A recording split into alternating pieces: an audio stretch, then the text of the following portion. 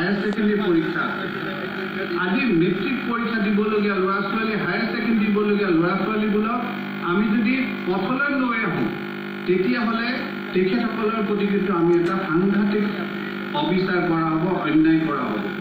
প্ৰতিবাদৰ নামত ৰাজপথলৈ ওলাই অহা ছাত্ৰ ছাত্ৰীক শিক্ষামন্ত্ৰীৰ পৰামৰ্শ, আন্দোলনৰ নামত সময় নষ্ট নকৰিব।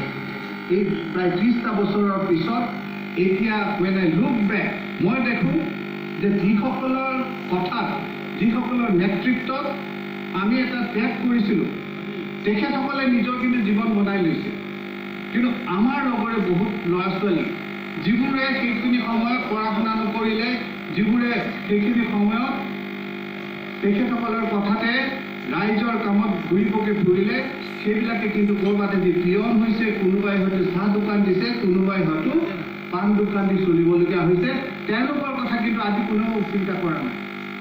কেৱল ইমানেই নহয়, 80ৰ দশকত কৰা ভুলৰ বাবে হেনো শিক্ষামন্ত্ৰীগৰাকী আজিও অনুতপ্ত। 80ৰ দশকত ময়ো ছাত্ৰ আছিলোঁ।